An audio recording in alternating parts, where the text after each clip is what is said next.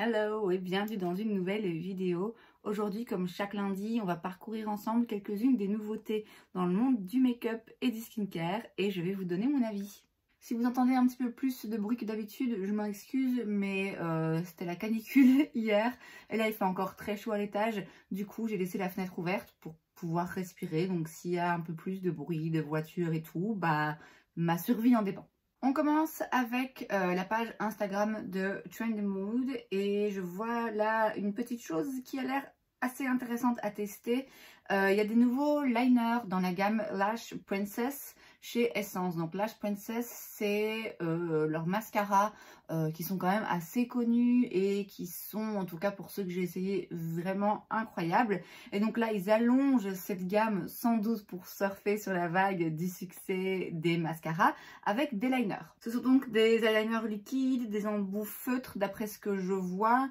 Il y en a un noir classique, un noir waterproof et un brun, donc pareil, ça peut être intéressant aussi. Le prix est de 4,99 $, à voir combien ce sera en euros. Je suppose que ce sera disponible par chez nous, je l'espère en tout cas. Ça clairement, je serais curieuse de tester parce que des eyeliners liquides, j'allais dire, il en faut toujours. Non, il n'en faut pas. Mais pour moi, j'aime toujours en avoir quelques-uns pour pouvoir alterner en fonction du look que je veux faire, de l'effet que je veux donner à mon eyeliner. Et puis, bah, parfois, ça sèche quand même un petit peu vite, malheureusement. Donc, c'est le genre de produit qui peut tourner assez facilement. Du coup, je serais assez curieuse, même si d'après ce que je vois, ça m'a l'air d'être quand même assez épais à la base, donc pas sûr que ce soit le plus facile à utiliser, mais très curieuse malgré tout. Alors chez Tarte, on a quelques nouveaux produits. On a d'abord les Juicy Glow Pen. Si je comprends bien, ce sont des genres d'highlighter. J'ai du mal à voir précisément ce que c'est. Il y a aussi un Maracuja Juicy Lipstick Trio, donc un trio de 3 rouges à lèvres. Le rouge à lèvres Juicy là que j'ai un peu envie de tester. Plus je les vois passer, plus j'ai envie de les tester. Donc là vous avez un trio, bon pas sûr que ce soit nécessaire, mais enfin ça peut être intéressant. Il y a une petite palette aussi, la Jewel Amazonian Clay Palette. J'avais une petite palette comme ça de chez Tarte, je pense que je viens de la retirer de ma collection récemment d'ailleurs parce que je m'en sers jamais. Je suis pas hyper fan de la formulation et de la texture des fards à paupières, je sais pas, elle m'avait pas particulièrement plu. Il y a aussi une Clay Play To Go Cheek Palette, donc une palette avec blush, highlighter, bronzer. Pareil, hein, j'en avais une chez Tarte dont je me suis débarrassée parce que ce genre de palette trio, c'est hyper pratique pour voyager, mais finalement, même pour voyager, je la prenais pas. Et aussi les Shape Tape Glow Bronzer with Brush. Donc un bronzer quand même pas mal lumineux qui se vend avec un pinceau. Rien de tout ça ne me parle particulièrement, si ce n'est donc les rouges à lèvres, mais je vous dis, je crois que je préférerais en acheter un seul dans une teinte qui me plaît et qui me convient que d'acheter un trio. Les Glow Pen, là je suis un peu intriguée en fait, parce que j'ai du mal à voir exactement ce que c'est et comment ça s'utilise. Mais voilà, si vous êtes fan de la marque, sachez qu'il y a pas mal de nouveaux produits disponibles. Chez Charlotte Tilbury, on a un nouveau produit plutôt skincare pour le coup. Il s'agit du Glow Toner, c'est donc une lotion tonifiante pour l'éclat. Il n'y a pas le prix, là je vois pas le prix d'inscrit, mais on devine que ça va être très cher. Les lotions comme ça, toniques, c'est pas... J'en utilise, hein, j'en utilise par principe parce que je pense qu'il faut l'utiliser, que c'est bien de l'utiliser. Mais honnêtement, je n'en ai jamais utilisé où je me suis dit waouh, ce produit à lui tout seul fait une différence énorme. Vous voyez, alors c'est pas le but, hein, avoir une routine skincare, c'est évidemment trouver un équilibre entre plein de produits. C'est pas un seul produit qui va sauver votre peau. Mais ouais, disons que j'ai du mal à voir vraiment l'effet et l'utilité. Comme je l'ai dit, j'en utilise quand même, mais je vais plutôt alors me diriger vers des produits un petit peu moins chers. Le toner, c'est vraiment pas le produit dans ma routine skincare pour lequel j'ai envie de dépenser beaucoup d'argent. Or là, comme j'ai dit, connaissant la marque, ça va sûrement être un peu cher. À voir, il se peut que j'entende plein de revues absolument fantastiques sur ce produit et que du coup je change d'avis. Je sais qu'il y a une lotion comme ça de chez Paula's Choice qui apparemment est absolument incroyable et ça fait déjà quelques fois que je pense à l'acheter. Or c'est pas le produit le moins cher sur le marché, mais là ouais, là quand même Charlotte Tilbury on est un cran au-dessus en termes de prix et moi je pense pas que ça m'intéresserait. Chez NARS on a une poudre en édition limitée, c'est la Light Reflecting Prismatic Powder. Ouais, alors ce genre de poudre, c'est les poudres, vous savez, où il y a plein de couleurs dedans et tout se mélange et ça donne, c'est une poudre de finition quoi. Le côté comme ça, plein de couleurs mélangées, j'ai du mal en fait à voir l'intérêt. Mélange tout directement et donne-moi le produit fini. Vous voyez ce que je veux dire? J'ai toujours l'impression que c'est un petit peu, c'est plus une technique marketing que vraiment un besoin que le produit soit vendu de cette façon-là. Moi je pense pas, non j'ai pas de poudre de ce genre, alors peut-être que je passe complètement à côté de quelque chose. Je sais que c'est Guerlain hein, qui fait beaucoup ça aussi avec les 4 carrés comme ça, vous avez 4 couleurs différentes. Ouais, j'ai du mal un petit peu à voir vraiment concrètement, est-ce que le fait que ces 4 couleurs pas mélangées et qu'ensuite on mélange, est-ce que vraiment ça fait une différence ou pas? Alors comme j'ai pas ce genre de produit, je peux évidemment pas me positionner quant à l'efficacité et voilà, je connais pas ce genre de produit, je les ai pas testés moi-même, mais ça m'intéresse pas en vrai de les tester. Et puis NARS ils font souvent ça, à sortir des trucs en édition limitée qui finalement sont toujours les mêmes produits ressortis encore et encore et encore et encore. Une poudre comme ça, Light Reflecting Powder, il me semble avoir déjà entendu ce nom sur un autre de leurs produits et c'était juste une poudre toute blanche.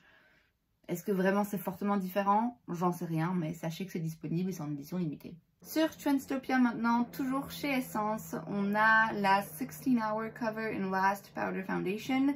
Donc c'est un fond de teint poudre, 3,99 €. C'est disponible en Europe maintenant. Chez nous, en tout cas dans les magasins Kruidvat, dans ma région, dans ceux dans lesquels je vais régulièrement, les corners Essence et Catrice ne sont pas forcément toujours mis à jour avec les nouveautés. Donc voilà, à voir si ça va être disponible facilement pour moi. Mais si là-bas, je serais curieuse de la tester vraiment. Fond de teint poudre, j'en ai pas énormément. Et c'est pas forcément quelque chose que j'achète très souvent. Donc ma foi, pourquoi pas. En plus, voilà, 4 €, clairement... c'est pas du vol, hein. Il y a aussi une palette ici qui a attiré mon regard. C'est une marque que je connais pas du tout, Freaking Fabulous Cosmetics. Je sais même pas où, quoi, quand, comment c'est disponible. C'est une petite palette avec 6 fards à paupières multichrome. C'est pas donné, hein. C'est, pour être précis, 67,31 $. Ah, ça me fait penser que c'est un prix bizarre comme ça. C'est peut-être bien une marque européenne en fait. Auquel cas, ce serait peut-être plus facile d'accès pour moi. Bref, c'est donc 6 fards très brillants, multichrome, enfin vraiment magnifique. C'est clairement pas une palette qui s'utilise seule, enfin vous pouvez, mais moi je sais que je préférerais avoir d'autres fards pour construire la base de mon look. Mais en petite dose comme ça, en petite touche en plus, c'est ouais, c'est le genre de make-up vraiment que j'adore et je me rends compte que j'en porte pas assez souvent, de ce genre de fard hyper lumineux, hyper multichrome et tout. Mais rien que de les regarder en fait, ça me procure beaucoup de joie. Donc voilà, je vais me renseigner quand même sur la marque parce que si en effet c'est basé en Europe, bah du coup ça peut être très intéressant pour moi personnellement. On a aussi chez Uoma Make It Black Freedom Palette, c'est donc une palette de fard à paupières, 44 $, édition limitée. Je la trouve vraiment très jolie en fait. Je la trouve très jolie et très complète dans sa simplicité en fait, parce que vous avez un fard très clair, vous avez un fard noir, vous avez des teintes de transition et pour creuser et pour approfondir un look, et puis vous avez 5 teintes métalliques pailletées, une plus chaude, une plus froide, une verte, une jaune verte, et enfin il y a des teintes là multichrome, c'est très joli en fait, c'est très... Oui, encore une fois, même si c'est loin d'être complet en termes de couleurs, je trouve qu'il y a quand même moyen de faire pas mal de trucs différents avec cette palette finalement. Et puis il y a vraiment des teintes très jolies, très intéressantes. Je sais pas pourquoi j'ai l'impression qu'on n'entend pas tellement parler de Uoma Beauty. Je sais qu'à un moment donné ils étaient en vente sur Beauty Bay puisque j'avais acheté les crayons pour les sourcils que j'avais d'ailleurs adoré, je les ai encore. Faudrait que je vérifie si c'est toujours disponible sur Beauty Bay. Si pas, c'est dommage parce que régulièrement ils sortent des trucs qui m'intéressent ou que je trouve jolis et je sais pas pourquoi je me lance jamais, mais là faut avouer que c'est une très jolie palette. Et chez Dior, on a le Dior Show Onset Brow. C'est donc un gel à sourcils qui existe en transparent et aussi en quatre autres couleurs. En fait, ça m'intrigue parce que j'avais ce produit. Alors là, il s'est présenté comme c'est une nouvelle collection, enfin un nouveau produit. J'ai eu ce produit, alors peut-être pas le même, hein, peut-être qu'ils ont simplement reformulé, j'en sais rien. Mais je sais que j'ai eu un produit pour sourcils de chez Dior qui était ça. C'était un mascara pour les sourcils, comme ça, un gel pour sourcils avec un petit goupillon, quasiment le même, je pense, goupillon, et qui était coloré. Il y avait un petit peu de fibres, vous voyez, enfin, c'est même pas des fibres, c'est un petit peu bizarre. Je peux pas dire que j'adorais forcément ce produit. Je l'ai gardé très longtemps parce que c'était un produit Dior. Donc voilà, je suis un petit peu, oui. Je me questionne, est-ce qu'ils ont reformulé le produit, ou est-ce que le produit que moi j'ai en tête, c'est encore quelque chose de tout à fait différent, ou est-ce que ce produit-là a été retiré de la vente il y a déjà des années et que maintenant ils le ressortent? Je ne sais pas. Mais en tout cas, il y a un nouveau produit à sourcils chez Dior. Moi, les mascaras sourcils comme ça, colorés, c'est pas trop mon truc. J'en ai déjà un ou deux, dont un que j'aime beaucoup, hein, de chez NYX, donc... dépenser quoi, 35 € pour ça, je pense pas que ça me dirait. Sur la page Indie Makeup Hotspot, encore une palette, enfin 2 palettes d'une marque que je ne connais pas et qui, je dois dire, attire mon regard. Et c'est surtout en fait la combinaison des 2 palettes qui me parle beaucoup. C'est donc la marque Aimé Cosmetics. Encore une fois, aucune idée de c'est vendu où, c'est fait par qui, enfin voilà, aucune idée. Apparemment, ça coûte environ 43 $, donc chaque palette. C'est donc des palettes avec 9 fards, donc 43 $ pour 9 fards, c'est pas donné. Et en fait, il y a 2 palettes qui sont toutes les deux inspirées par un coucher de soleil tropical. Il y a le volume 1 qui est dans les tons bleu, vert et mauve, et ensuite volume 2 où là vous avez plutôt des rosés, orangés et jaunes. Et en fait les deux mis côte à côte, surtout les swatchs là, je les trouve ouais, je les trouve vraiment très jolies. Alors bon, je pense pas que je dépenserais autant d'argent pour des palettes d'une marque dont je connais absolument rien, en sachant qu'il y a de fortes chances en plus que ce soit pas basé en Europe et donc je dois payer les frais de douane et tout. Mais je voulais en parler parce que oui, ça a attiré mon œil, donc voilà, c'est assez rare que ça arrive, enfin quoique. En tout cas voilà, je voulais le mentionner. Et on termine avec non pas une nouvelle annonce parce qu'on en a parlé déjà la semaine dernière, mais plutôt une précision à apporter par rapport à un produit dont on a eu un petit sneak peek, donc encore une fois la semaine dernière. C'est donc les Toasted Swirl de chez Fenty. C'est en édition limitée, ils sont disponibles depuis vendredi. Voilà. Alors, ils parlent d'un Ultra Buttery Highlighter, un highlighter très crémeux, qui peut être appliqué sur le visage ou sur les yeux ou simplement sur le corps pour un petit peu de glow et d'éclat.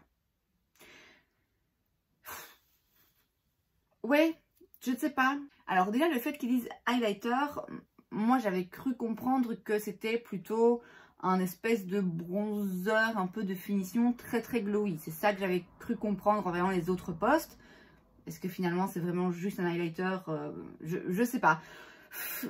En voyant plus de photos du produit, alors certes le packaging est très joli, c'était fait marbrer comme ça, c'est très beau aussi.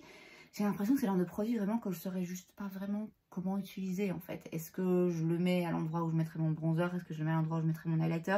Est-ce que je le mets justement un petit peu par-dessus les deux pour que ça ait juste un effet glowy? Est-ce que, enfin vous voyez, c'est... Ouais, autant je sais que le make-up on en fait un petit peu ce qu'on veut et qu'on peut utiliser un blush sur les paupières et voilà, on fait ce qu'on veut. Moi j'ai un peu du mal. J'ai un peu du mal et j'aime bien utiliser, dans la plupart des cas en tout cas, utiliser un produit make-up pour sa fonction principale en fait. Or là, si j'ai déjà du mal à déterminer la fonction principale du truc, ça m'embête un petit peu, vous voyez. C'est en édition limitée, donc 2 scénarios possibles d'après moi. Soit c'est absolument fabuleux et il va y avoir plein de magnifiques revues et du coup ça va faire un carton et je vais me dire mince je suis passée à côté. Soit ça va pas avoir particulièrement de succès pour les raisons que je viens d'évoquer parce que oui, en fait, c'est quoi précisément? Auquel cas, ce sera sans doute soldé lors des prochaines soldes. Donc, voilà.